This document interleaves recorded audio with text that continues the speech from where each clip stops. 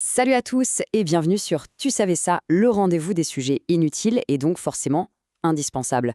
Aujourd'hui, on va s'attaquer à une de ces superstitions que tout le monde connaît par cœur, mais dont l'origine reste souvent un grand mystère. Alors cette fameuse question, on a tous en tête cette scène, pas vrai? Le miroir qui glisse d'aimant, le fracas du verre qui explose par terre, et là, la petite voix qui dit « Aïe aïe aïe, c'est tant de malheur ». Bon, mais au fond, ça vient d'où cette histoire? Allez, on enquête. Pour comprendre, il faut faire un petit voyage dans le temps. On va oublier nos miroirs de salle de bain juste un instant, parce que pour les anciens, cet objet était bien plus qu'un simple bout de verre. Imaginez un peu. Pour les Grecs et pour les Romains, un miroir, c'était puissant. Vraiment. Ce n'était pas juste un accessoire, c'était un objet quasi magique qui, pensait-il, ne captait pas seulement une image, mais carrément une partie de l'âme de la personne. C'était même vu comme un portail vers un autre monde, un outil de divination. Et voilà la première clé du mystère. Si on part du principe que le reflet est une partie de l'âme, eh bien, briser un miroir, ça change tout. Ce n'est plus un simple accident domestique, c'est littéralement blesser, fracturer son propre esprit. Forcément, les conséquences ne pouvaient être que terribles. D'ailleurs, cette croyance était tellement ancrée qu'ils avaient une pratique divinatoire basée sur les miroirs, la catoptromancie, un nom un peu barbare pour dire qu'on lisait l'avenir dans les reflets.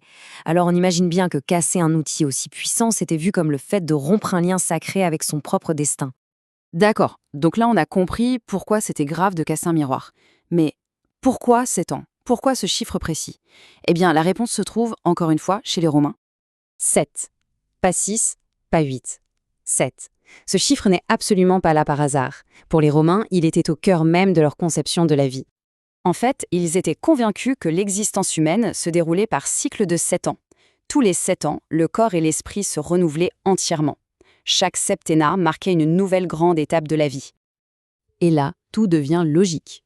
Si on brise son âme en cassant un miroir, il lui faut du temps pour se réparer. Et combien de temps dure un cycle complet de régénération? 7 ans. Le puzzle est assemblé. L'âme brisée a besoin d'un cycle entier pour guérir.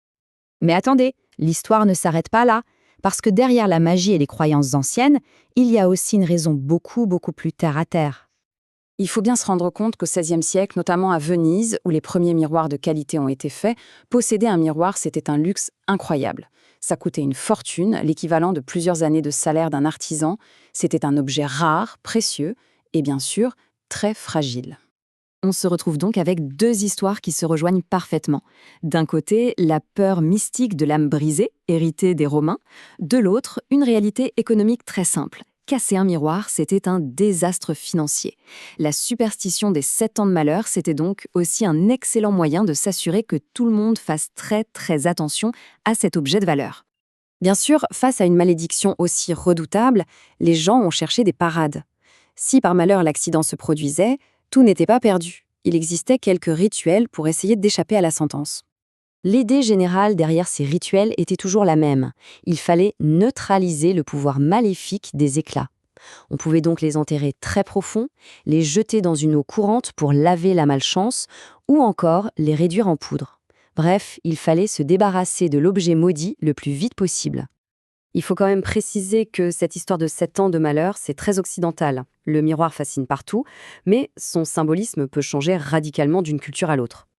Par exemple, dans beaucoup de cultures asiatiques, le miroir est au contraire un bouclier protecteur qui éloigne les mauvais esprits. Le casser, c'est donc perdre sa protection. Une vieille croyance anglaise, elle, disait que ça pouvait libérer des âmes piégées dedans. Et bien sûr, au cinéma, on sait tous qu'un miroir qui se fissure, c'est rarement bon signe pour le personnage. Et pour finir, si on retournait complètement la question, on a parlé de malheur et de malédiction. Mais si, au fond, briser un miroir pouvait être une bonne chose, ça pourrait symboliser le fait de casser une vieille image de soi, de se libérer d'un passé qui ne nous correspond plus. Un acte de renouveau plutôt qu'une condamnation. C'est une pensée intéressante, non? À bientôt pour un nouveau sujet.